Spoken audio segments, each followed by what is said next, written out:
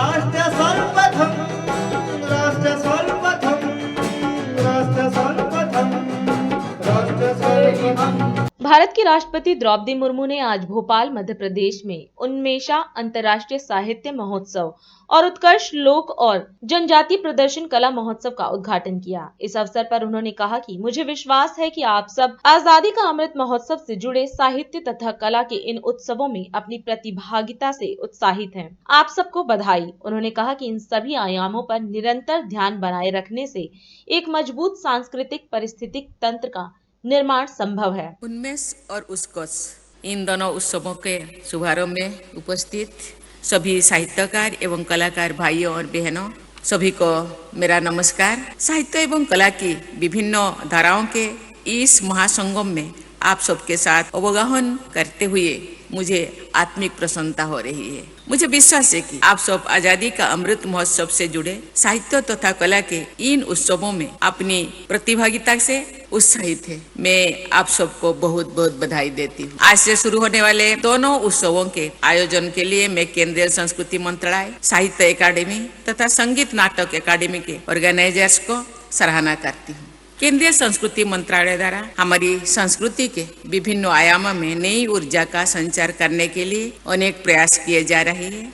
इन सभी आयामों पर निरंतर ध्यान बनाए रखने से एक मजबूत कल्चरल इकोसिस्टम का निर्माण संभव हो रहा है। इस वर्ष G20 समूह की अध्यक्षता का दायित्व भारत को दिया गया है। इस दायित्व का भारत द्वारा one earth, one family, one future के आदर्श के अनुरूप निर्वहन किया जा रहा है। हमारी परंपरा में यत्र विश्वम भवति एक नीडम की भावना प्राचीन काल से आधुनिक युग तक निरंतर व्यक्त होती जा रही है। राष्ट्र प्रेम और विश्व बंधुत्व इन दोनों आदर्शों का संगम हमारे देश की चिंतन धाराओं में सदैव दिखाई देता रहता है।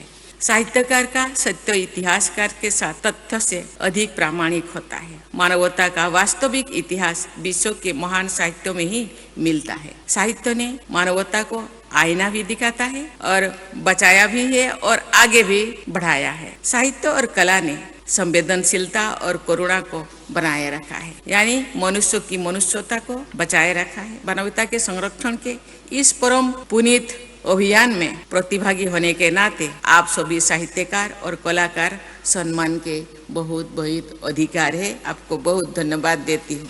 भारतीयता के गौरव को स्वर देने वाले उन रचनाकारों के इतनी विशाल परंपरा विकसित हुई है कि एक संबोधन में सबका उल्लेख करना असंभव है। देशभक्ति की भावना को गहन अभिव्यक्ति भारत माता के अमर सुपुत्र उत्कलमणि गोपबंधु दास के एक अमर पंक्ति में निरूपित कर रही हूँ आपके सामने। मनेत्रे भारत शिलाग्राम शालग्राम प्रतिष्ठान मोर प्रिय पुरी धाम, अर्थात मेरी दृष्टि से भारत भूमि का एक एक पत्थर शालिग्राम की तरह पूजनीय है। भारत का प्रत्येक स्थान मुझे जगन्नाथपुरी की तरह प्रिय।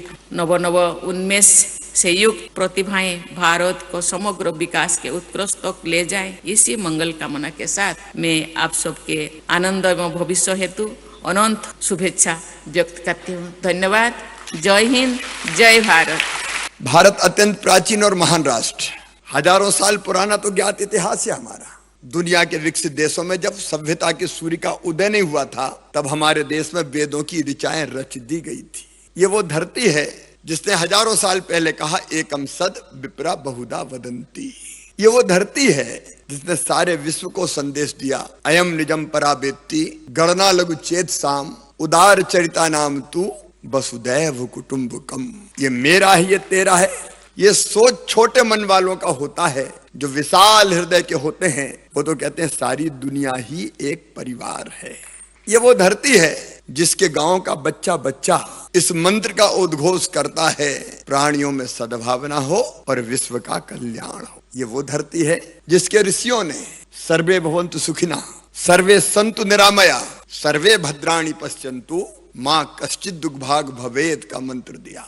सब सुखी हो, सब निरोग हो, सबका मंगल हो, सबका कल्याण हो। इतनी बड़ी संख्या में यहाँ उपस्थित है। आज मैं प्रधानमंत्री श्रीमान नरेंद्र मोदी जी को हृदय से धन्यवाद देना चाहूंगा। एक तरफ वो वैभवशाली, गौरवशाली, संपन्न, समृद्ध और शक्तिशाली भारत का निर्माण कर रहे हैं, तो दूसरी तरफ हमारी कला, हमारी संस्कृति, हमारी परंपराएं, हमारा साहित्य, हमारे जीवन मूल्य, उसको कैसे निकाल के सामने ला रहे हैं। देखिए, एक अलग दौर है ये। तब जब हमारी भारत की राष्ट्रपति स्वच्छता के स्थान, स्वच्छता के लिए स्वयं झाड़ू लेकर निकलती है तो देश उत्साह और आनंद से भर जाता है और नई प्रेरणा प्राप्त करता है। तब जब हमारे प्रधानमंत्री जी अयोध्या में भगवान श्री राम की जन्मभूमि पर काशी में हो या महाकाल महाराज के दर्शन करने जाएं और साष्टांग दंडवत और प्रणाम करते हैं तो देश हमारे पुराने मूल्यों को फिर से याद करता है। ये एक अद्भुत और नया दौर है सचमुच में, और उसी में से उन्मेष और उत्कर्ष जैसे कार्यक्रम अद्भुत है हमारे। देखिए, इस देश में इतनी भाषाएं, इतनी बोलियां, हम कहते हैं अलग भाषा अलग वेश, फिर भी अपना एक देश, लेकिन मूलभूत एकता है। और उन्मेष और उत्कर्ष के रूप में ऐसे कार्यक्रम जो हमारे साहित्यकार, हमारे कलाकार, हमारे संगीतज्ञ उनको सामने लेके आते हैं तो सचमुच में उनको भी कुछ और बेहतर करने की प्रेरणा मिलती है। और ऐसे आयोजन निश्चित तौर पर सारी दुनिया को भी इकट्ठा करने में समर्थ और सक्षम होते हैं कि साहित्य और कला और संगीत में वो ताकत है कि पूरी दुनिया को वो एक रख सके। और इसलिए मेरा विश्वास है कि भौतिकता की अग्नि में दग्ध विश्व मानवता को शाश्वत शांति के पथ का दिग्दर्शन ये कला, संगीत और साहित्य ही कराएगा। इसलिए एक बार मैं फिर आपका हृदय से अभिनंदन करता हूँ। बहुत बहुत धन्यवाद। राष्ट्र सर्वप्रथम, राष्ट्र सर्वप्रथम, राष्ट्र सर्वप्रथम, राष्ट्र सर्वप्रथम।